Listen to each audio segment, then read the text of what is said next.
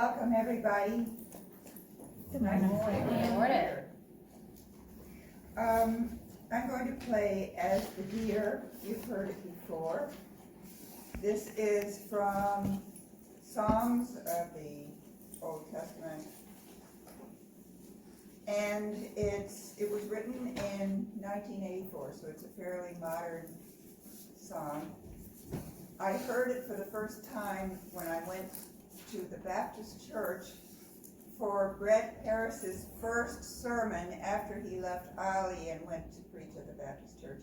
It's the only Baptist church service I've been to in 50 years, I guess, maybe more. And found it really wasn't for me. But I did get this beautiful song out of it. And the words are, it's about seeking God.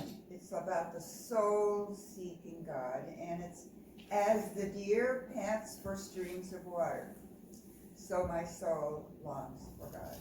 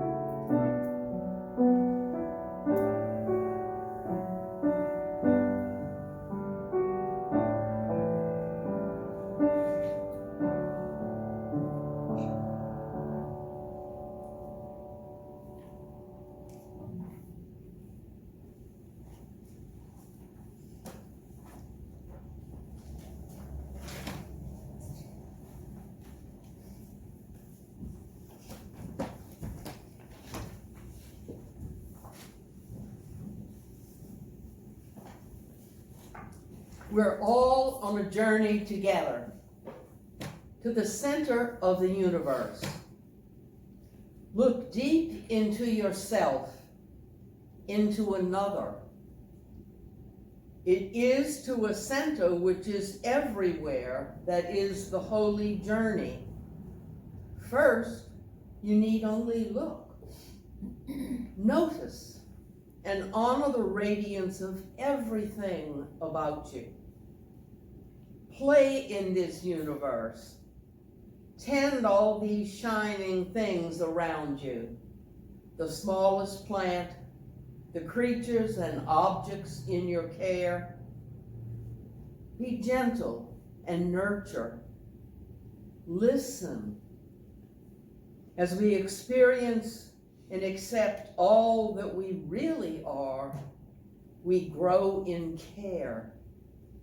We begin to embrace others as ourselves and learn to live as one among many. Stand as you're able and join in the words for chalice lighting. They're written in your order of service.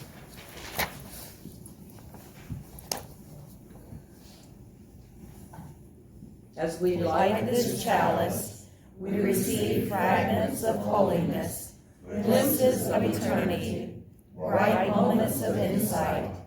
Let us gather them up for the precious gift that they are, and renewed by the grace, move boldly into the unknown.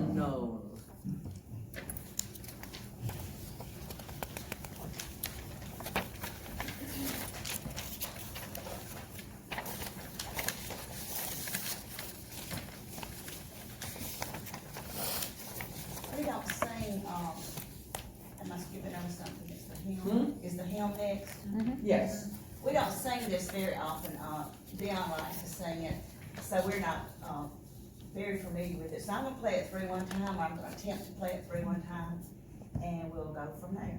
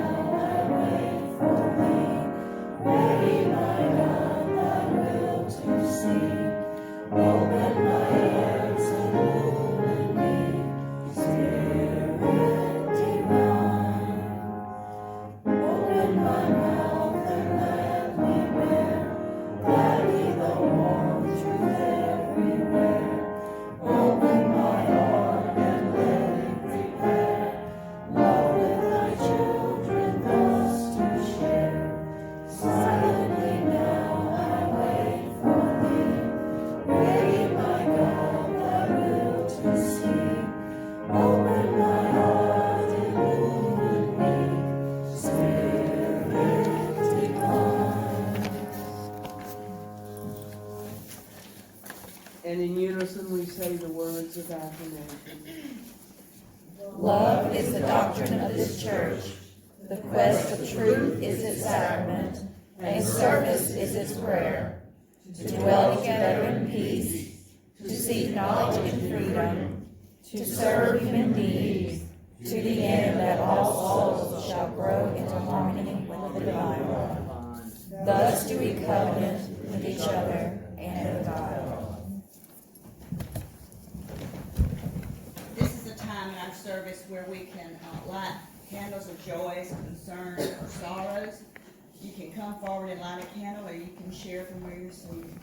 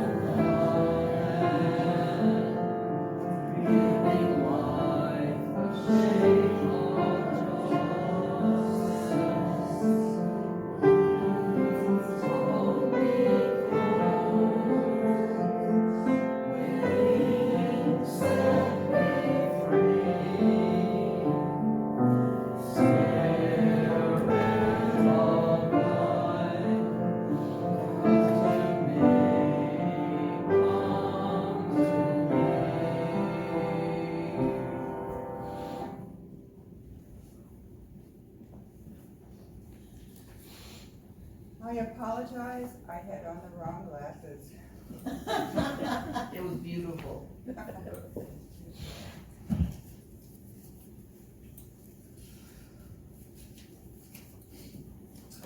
I guess we get this.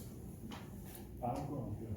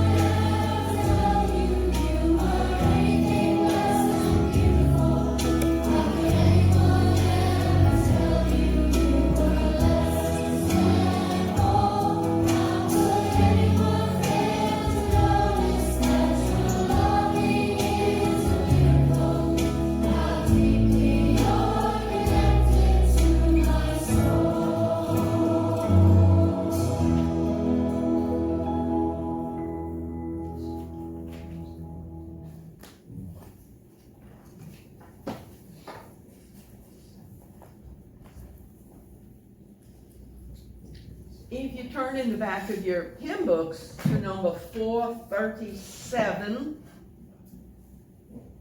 we will read this responsively. Let us worship. Let us worship with our eyes and ears and fingertips. Let us love the world through heart and mind and body. We feed our eyes upon the mystery and revelation in the faces of our brothers and sisters. We seek to know the wistfulness of the very young and the very old, the wistfulness of people in all times of life. We seek to understand the shyness behind arrogance, the fear behind pride, the tenderness behind clumsy strength, the anguish behind cruelty. All life flows into a great common life, if we only open our eyes to our companions. Let us worship, not in bowing down, not with closed eyes and stopped ears. Let us worship with the opening of all the windows of our beings, with the full outstretching of our spirits. Life comes with singing and laughter, with tears and confiding, with a rising wave too great to be held in the mind and heart and body, to those who have fallen in love with life. Let us worship and let us learn to love. Amen.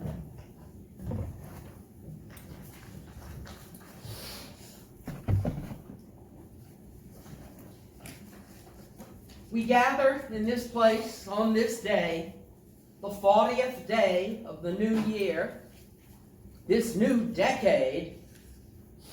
Usually, most of us make some sort of resolutions as we embark on a hoped-for better new year. It could be as ordinary as cleaning a closet, or as radical as a new home, or a new job, or a new diet. There's a lot of talk in the early weeks of any year about diet and exercise and health programs, about downsizing and clearing out and changes. Perhaps you don't make resolutions of any kind. It can be comforting to maintain things as they are and not shake things up too much. But a new decade? That sounds rather special. So, it's not too late to think of ways to improve. Perhaps attention to your general health care is one of the things you're going to do to start off this new decade of life. Catching up on all the routine exams, dental cleaning and x-rays, a physical exam and lab work, an eye exam and new glasses if indicated, general tune-up stuff. We need to be good stewards of these aging and often creaky bodies. I can't help but think of my dear eye doctor when I hear the phrase 2020. So that was one reason for the title of today's reflection. We're all too familiar with the term used to express the clarity or sharpness of vision when it's measured at a distance of 20 feet. Of course, there are moments for all of us when what we want is not an optometrist measurement, but a vision of what's going to happen in this new year, this new 2020 decade. We can probably predict to some degree that most all of the troubles we now have will need to be endured again throughout this new year. The deadlocked impeachment trial was droning on as I was writing these words. The race to the White House is still more of a grueling marathon than anything. Both political parties are in disarray. Immigrant children are still in cages and separated from their families, blah, blah, blah. Same old stuff. We cannot and we must not give up hope or happiness. As truth seekers and justice makers and people of faith, we need to see beyond this immediate and gaze farther away to the place of truth and hope. That's what Martin Luther King did when he shared what he called his dream. It was his vision of a different world. He held a vision of truth and equality and respect. And we need to do the same. My dream, my vision, might be best described if we go back to the old optometry example of 20/20 vision. If you're young enough or lucky enough to have 20/20 vision, it means that you can see clearly at 20 feet what you should normally be seeing at that distance. Like if you had 20/100 vision, for example, it would mean that you need to be as close as 20 feet to see what a person with normal vision can actually see when they're as far away as 100 feet. You couldn't see clearly that which is far away. But having 20/20 vision does not necessarily mean that you have perfect vision. It only indicates the sharpness or the clarity of your vision at a distance. Now, it's a very important measurement for everyday activity, such as reading or driving or shopping at the grocery store, especially the ones that fiendishly put the prices on little tags at the bottom of the shelf. Yeah, so you need to figure out how to focus the information by moving closer or further away, by putting on or taking off your glasses as necessary. It can be very challenging, especially when the items you want are on the top or the bottom shelf. But there are 4 other important vision skills that determine your right seeing. First, there's peripheral awareness, or side vision. You know, how clearly you can see things that are happening around you. And then there's eye coordination. It's how the images you receive are combined and processed into your brain into a clear, single picture. There's depth perception. It tells you how close or how far away objects are. You know those little signs on some of the rearview mirrors in a car that say objects are closer than they may appear, and they look like they're a block away and they're about to hit you? This is a very important warning. We have to think of our focusing ability as how well the eye can change to see clearly objects that are near or far away. If you can see well at a distance, but you're unable to see clearly closer objects, you're farsighted. Many of us have experienced this and find ourselves holding a book or a paper way out in an attempt to read it. You know, those little arm stretching exercises that we go through. If you can clearly see close objects rather than those that are far away, you're nearsighted. Well, that can be a real danger if you're trying to drive a car. And it can be a danger just attempting to move around in the environment. So, regular eye exams are an essential part of health maintenance and healthy life function. But these same principles apply to the spiritual life. We need to be more than just nearsighted. Here we are on the 40th day of this new decade.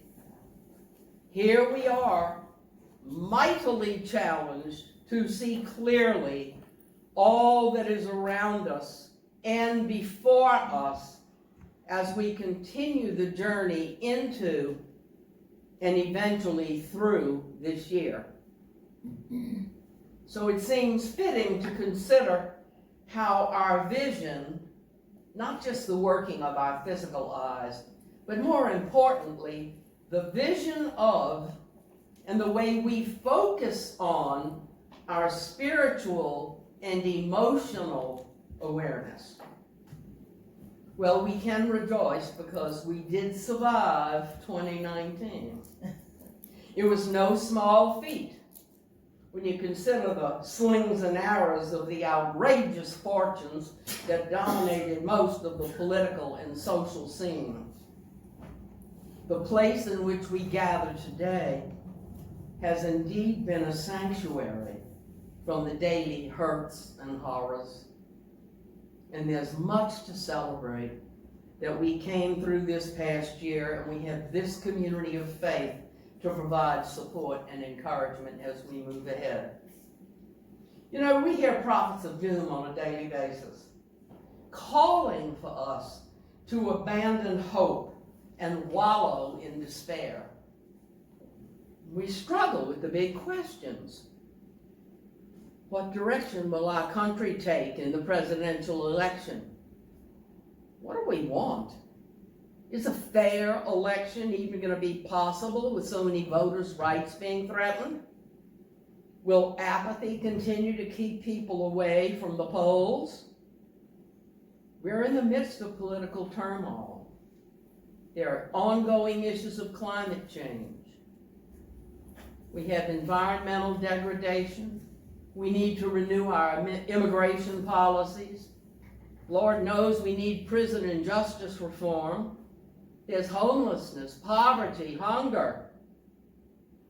It is very understandable to want to wear those rose-colored glasses and sing "Don't Worry, Be Happy" and just look away from the daily hurts and horrors.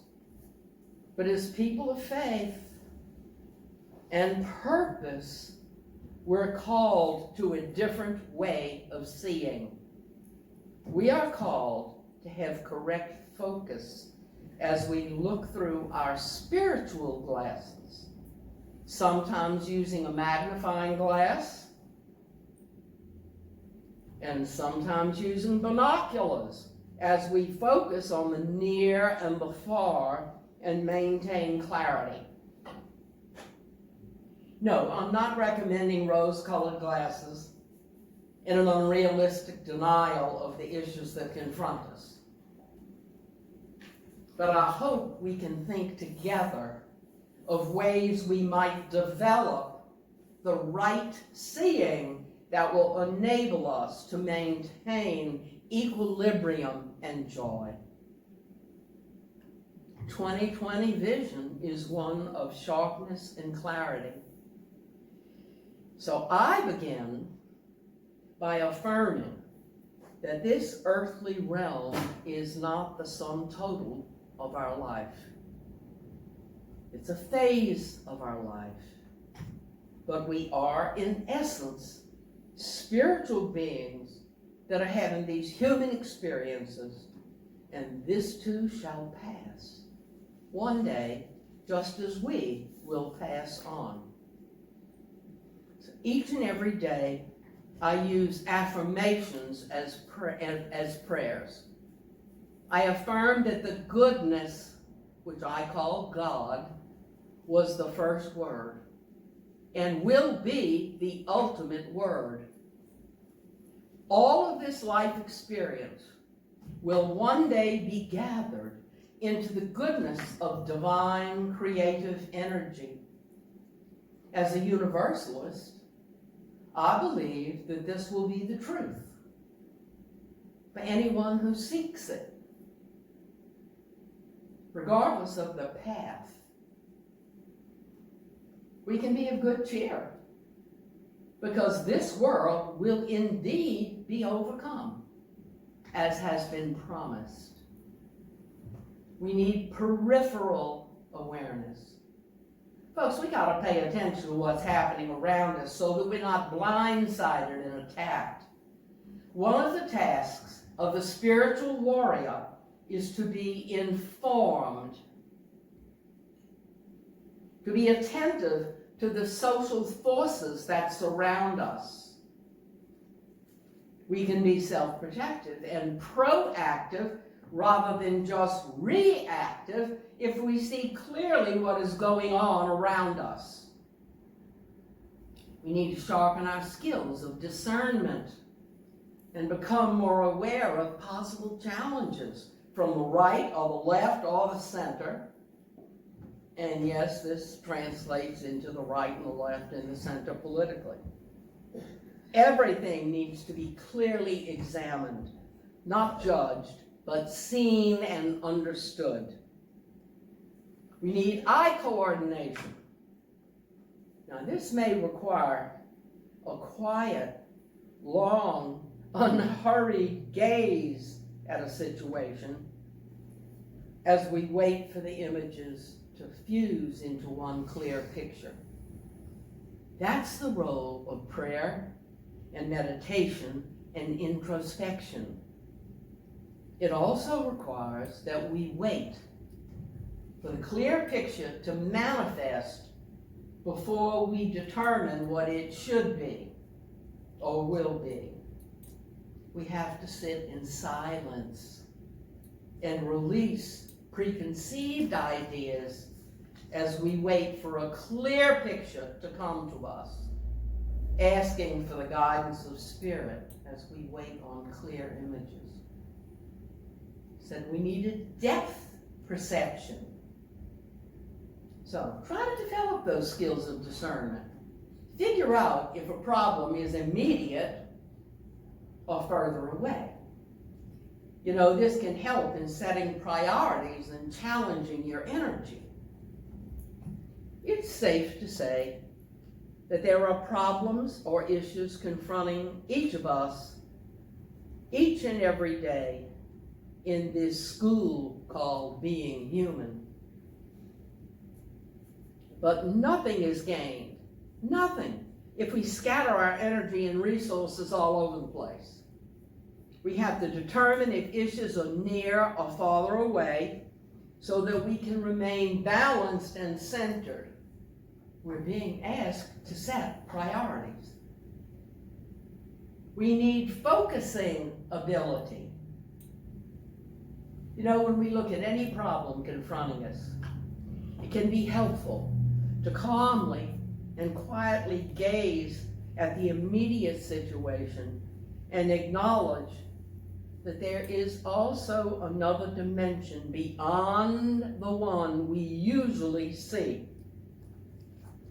And everything is not going to be in focus at the same exact moment. It's like turning the dial on a binoculars. You know, when you're trying to see at a distance, it takes a little bit of adjustment to correctly focus on the distant. And then when you focus on the distant, it's all messed up for the close. Well, life requires, it just requires that we frequently and sometimes constantly adjust for clear seeing. A spiritual warrior, and you know that's a term I like for anybody on a purposeful spiritual path. So I see each of you as spiritual warriors. A warrior is constantly praying for guidance in right seeing and clear focus.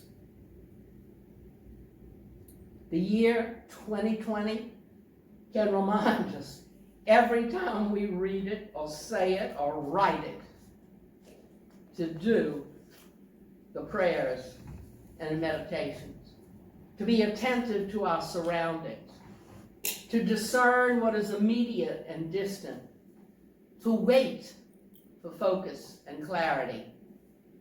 These steps are necessary if we are going to have a prayerful, clear, perceptive vision and dream. May God guide and protect us in this work as we move carefully and attentively into this new year.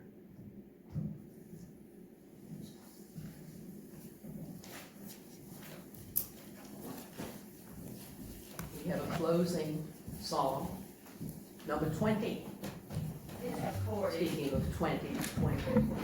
Be thou my vision. It's a recording, it should play an introduction.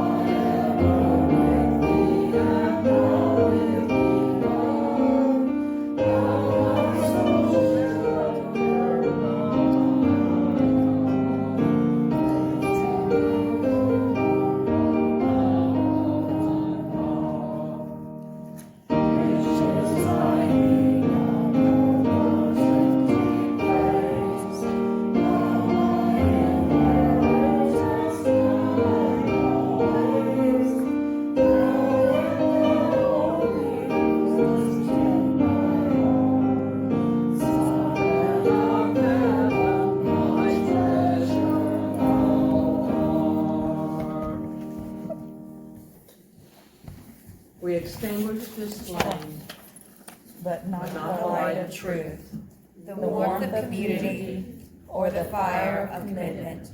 These we carry in our hearts until we are together again. Let us say in unison, bless ourselves and one another with the words, number 692.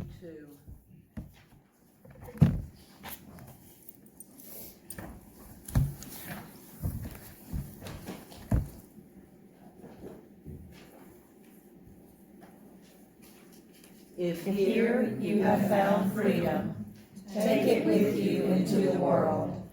If you have found comfort, go and share it with others.